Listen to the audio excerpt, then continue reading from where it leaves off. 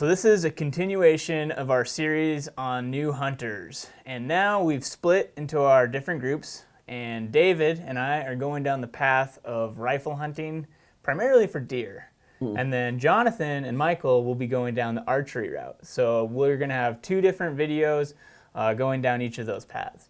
So, rifle hunting is going to be around, it's not too far away. It's August right now. So, since the last time we met, what have you done? I know we talked about doing regulations, and you still had to finish Hunter's Ed, actually, Actually, right? I did finish it. Okay, so you finished your Hunter's Ed? I read over the regulations, and I've really been kind of trying to figure out what kind of equipment and gear I was going to need to have available to me for the hunt. Okay. Since a lot of that's important. So that's kind of where I am right now. I have scouted a few I haven't scouted. I've looked up on a map online using a map app, trying to figure out some places where I think might be viable for hunting deer. Got you. So. Okay. Cool. And I think so in this video we're going to do specifically gear. We're going to kind of talk about the gear thing. And then in a different video we'll go more into hunting locations and so forth. So, and this is an interesting thing because this kind of depends on what type of hunt we end up doing. Because, you know, a lot of people aren't going to end up packing out an animal. You know, sometimes the opportunity exists to be able to drag an animal. Right. Like, granted, sometimes it's easier to, it depends on the scenario. Sometimes it's easier to pack, sometimes it's easier to drag. And then I think there's probably people who don't even have a backpack. Oh, definitely, hunting, you know. Actually, I think when I started out, we would just, you know, we'd have our orange vests, and then I'd have stuff stuffed in the pockets and whatever. But like, it's just like we didn't even have we didn't even think that backpacks were necessary. I mean, it's like even if we were hunting elk or something, is like we had a pack frame in the truck, and so it was like once you killed something, then you go back and get the pack frame. And so like it's interesting to hear you think that, and I think a lot of that probably comes like watching videos, like you watch, especially if you're watching like the videos that we're producing with Randy Newberg, then it's going to be, you're seeing these backpack hunts. That is a way that we've developed. I mean, and Randy and a lot of people in the western states have developed to hunt. Using a backpack is more efficient for them, but it's not, I don't think it's a necessity. Okay. I mean, having something to carry your gear though is very handy, but like to have a legit hunting pack is not an absolute necessity. I mean, again, depending on what you're doing, you might find that you do want one and you need one, but I do have a hand-me-down backpack that I did get from Randy. Nice. So I do have one that I feel comfortable bringing. Okay. But yeah, I guess that's one of those things you really have to learn is which gear is necessary, what stuff isn't. I think a lot of people figure out when they go out into the field. They're like, oh, well, you know, I really didn't need this, or this has made things a lot easier, but not necessary. And I think the reason I pointed out is I find people going down the trap of like, before they even step foot in the field, they just start to think like, well, I'm going to need this. I'm going to need this. I'm going to need this. And like, the reality is you don't need all of those things. Like, in my mind, it's like, go out there with the bare minimum. And then start to figure out like, ooh, you know, it would be nice if I had this. But like, there's definitely things that I've taken in the field thinking that I need it, and then realize, you know what, I don't actually need this. I don't, you know, I don't even want to carry it because it's this extra weight at this point. So I think there's definitely a trap that you can fall into in gear, like thinking you need gear. So in my mind, it's like, what are the bare necessities? Like, let's start with, what are the absolute bare bones things that you would need for hunting, and then work up from there, you know. And again, a lot of it would depend on where you're going, climate, how cold is it going to be, so forth, if it's raining, all that. So, obviously, you need a rifle. Yep, need a firearm, for sure. We need a gun, we need some ammo. Yep. So, it's pretty important. Are you going to try borrowing one first? Is that right? Yep. Yeah. So, I feel like the hunting rifles, you know, there's a lot of people who get hunting rifles passed down to them from their families, or they have someone who's available to let them borrow their rifle. And so that's what I'm going to start off with. And then I feel like it would also be better that way to maybe try to get a feel for for hunting with a certain type of firearm before going out and purchasing one, like right For off sure. the bat. Yep. I would definitely recommend Yeah. that. If it's, I mean, and again, that's if it's an option to you. Right. And then if it's not, I think there's always, don't think you have to buy the nicest firearm. I mean, one thing I would recommend, like used firearms, you can go to pawn shops, you can go to sporting goods stores that'll sell them on consignment. You don't have to buy a brand new, decked out gun. Yeah. You can always go and find something used, find something a little cheaper, and maybe do some Googling, do some research, and make sure that that is a quality firearm. You know, there might be some like really old rifles that, and it's hard to know. There's not until you go out and shoot it, you never know. You might pick up some old random gun from a pawn shop, and it's just dead nuts. It's just like a great shooting rifle. You never know. And this is like where you're gonna find endless information online about it. But I know the guns that are potentially out to loan for you is a 7M08 and a 308. Yeah. And so both of those calibers are pretty mid-range. They're not on the low end, but they're not going to have a really big kick.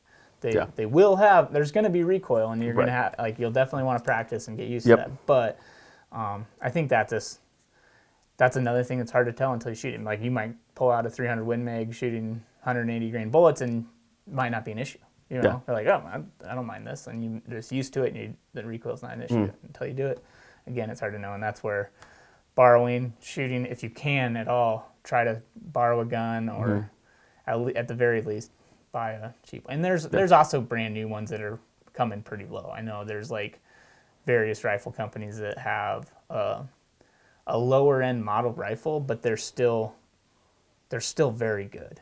Like some of them even have like a sub MOA guarantee, which is essentially that it'll shoot within an inch at 100 yards, and that's really good. Like that's spectacular. Yeah. So, rifle scope, you definitely need that.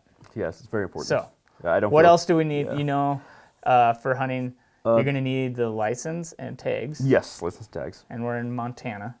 So have you looked into that? Yes. So I've already applied for those. Okay. So I should be getting them in the mail. So, or did you got the general? Yeah, general. So you just bought and it. general deer. Yeah. So you should just be able to buy it. Straight up bought it. Montana hunting license. And so, reading through the regulations, did you notice anything else that is legally required? This is a test. No, it's a test. Okay. I mean, other than, are you talking about like what I'm wearing? Yeah. Yeah. So orange. Yeah. So orange. Yeah. Yeah. So orange is big thing. That's the other thing that's a necessity. Yeah. In Montana and a lot of states is some sort of orange requirement. And again, this is where you have to read the regulations and figure out. Montana, it's 400 square inches of orange. Yeah. So one other thing, yeah, definitely a knife, because you need to harvest the animal at some point. Yeah. Right. You're legally required to. Yep. Regulations. Right. You have to harvest the meat, and you have to be prepared to do that. Yeah. Yeah. Yeah. And then the other thing I was curious about was, and I know this is probably another rabbit hole, is to going down like how necessary are optics, like binoculars and that's again rangefinders. I would say it's not an absolute necessity. I know a ton of people that never had binoculars. However, I would highly, highly recommend it. Yeah. Because the trap that people fall down, that is, they probably talk about it in hunter safety, that you don't want to do is glassing through your rifle scope. Yep. That is not a good thing. You don't want to do that. Yeah. Like, you only want to point that gun at something you intend to shoot. And I'm sure it's like... It's an easy habit. Yeah, and I've been glassed through rifle scopes, and it's not a good feeling. Yeah. Like you looking at somebody on the horizon, and they're staring at you, and it's like, God, it gives you shivers. So, granted, if you're hunting in a tree stand, and you know your shots are going to be close, and the animals are going to have to come right by, it's not as important. But we're hunting out west. I feel naked without binoculars personally. Yeah. But again, that's towards it's not a necessity, but towards highly, highly recommended. Yeah. But as far as, I wanted to talk about the knife real quick before, because that's one thing that in order to, process the animal, however you just choose to do it, you're going to want a knife. And at the very minimum, a knife. Yep. So how I did all of my first animals was gutting it, and how most people do an animal is gutting it. You need a knife. You can get it done with just a knife. If you have a knife and a saw, it makes it easier. There's various little saws that you can get. I have like these little tiny T-handled ones. I like those for deer. It's just like a little brisket saw. It's like just saw right up the brisket. That's all you need it for mostly, is the brisket, and maybe lop off the legs or something to make it easier to drag. But yeah, that's kind of the bare bones. I mean, I've seen there's a lot of people that still do this. It used to be more prevalent, but like literally, they're out there hunting. They have whatever normal clothes they have. You know, maybe jeans and a flannel, orange vest, a rifle, and a knife, and that's it. So, like that's what people would go hunting with. Yeah. Like you can get it done with that. They haven't always you don't need all this fancy stuff. Like it's possible to get it done with just that. Yeah. These are things that I would start to add to my kit that I would recommend. Yeah. A backpack is handy. Yeah. Or even a fanny pack if you're just deer hunting. Something that you can put, you know, a few items in. One of the things I really like to always have is first aid kit. Yeah, exactly. Just a little basic first aid kit. Because if you have a knife or your gun, even for that matter, like having something to stop bleeding. Just being outside, you get cuts, you mess up. It's gonna happen. Like having a little first aid kit, and then that's another thing that you can upgrade the situation and your risk that you might be facing. Or how long you're going to be out in the field, that kind of thing. Yep. So, first aid kit, saw. That's the one that we talked about. That it's not absolutely necessary, but it makes it easier gutting an animal. Having some rope, if you're planning on dragging out an animal, that makes it handy. That makes it easier. If you shoot an antlered animal, you got an antler kind of as a handle, but if you shoot a doe, a rope is a pretty big difference. It makes a big difference in dragging an animal out. And what kind of strength do you want in that rope? I usually just use paracord, honestly. Paracord. Okay. Yeah, just whatever paracord, and then I've tried. I either find a stick, because paracord will dig in your hands pretty good when you're dragging something. But either a stick, or if I'm in a place where there's no sticks, I've cut off the leg of a deer and use the leg as a handle. But like a light, like some kind of, in case you're in the dark. Yeah, so there's another upgrade for sure. If you know you're going to be, I mean, even close to the road, because if you a lot of times animals come out at last light, and that's when you harvest them, and so having a flashlight is super handy. Even handier is a headlamp. And then there's pretty cheap headlamps these days. Like you don't have to spend a ton of money on a headlamp. I've seen them for like $6-7. Right. Like They're pretty dang cheap. Or something. And then like I mean, even up to, I think you can get into a waterproof one for like $35 now. Right. So they're pretty reasonable. And then again, extra batteries for said light if you're gonna be. And that's kind of another thing. Like if I'm going to be in further, I'm going to bring extra batteries. Or multiple days kind of out there. Like that. Yeah. I mean, obviously like compass or navigation. So, okay. So there's another one. So compass is nice, or some sort of navigation tool. I mean, there's a lot of maps that are available on smartphones now. If you have a smartphone, you can download maps. I mean, there's tons of different brands out there. Just Google them. There's paid ones and free ones. Right. So having some sort of navigation that shows you in relation to wherever you need to be. How about bear spray, something like that? Yeah, if you're in a place where there's bear, I would put that on the necessity list. If you're in a place that has grizzly bears, necessity bear spray. So matches, especially if it's cold or it's getting cold at nights. Yeah, having some sort of fire starter, waterproof matches, some way to get a fire going. That's pretty nice. If something goes wrong and you're stuck out there, you need to stay warm. Emergency space blanket is another one that I always have in my pack. Just in case, you never know, if you break a leg, you get stuck somehow, whatever could happen. But again, I mean, this is all, you can go down a huge rabbit hole of survival gear too, which is good, but just, I think there's a balance in there. Yeah.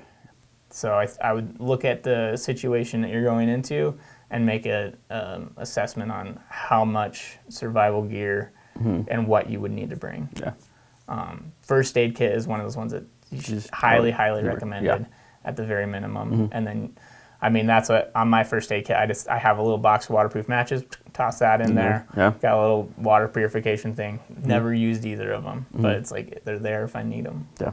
So.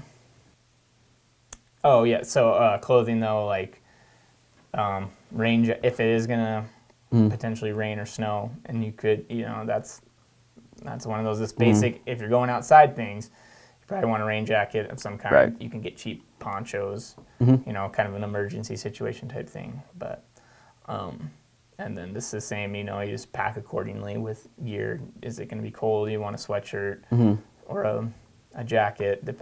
This is all dependent on situation. So one thing that is, in today's day and age, this never used to be a thing, but this is one of those ones that I always have. It's definitely not necessary, but it makes things really nice. Is a rangefinder. Rangefinder, yeah, I was gonna say. Yeah. I don't know how many years. For quite a while. I don't even know if they had rangefinders. They're pretty new technology when I first started hunting. So I never had one. We never used one, and I shot animals over 300 yards without a rangefinder. Now that I have one, I would never do that again. But it can be done. I mean, it's just like you need to be comfortable with your equipment, and you need to practice guessing yardages and try to familiarize yourself with that. And then also just shoot stuff that's close. I mean, a lot of times if you're 200 yards in, you can get most rifles. If you're aiming where you want to hit, and you sight it in properly, you're gonna kill that animal. Anyway, so these are kind of bare bones things. You can go down gear rabbit holes, but hopefully this kind of gives you and the viewers an idea of what the necessities are if you're going on a first-time deer hunt. Right. A lot of the same things apply to other animals, whether it's antelope or elk or mule deer, whitetails, anything. But these are kind of the bare bones things that you're going to need. And then, the recommended items.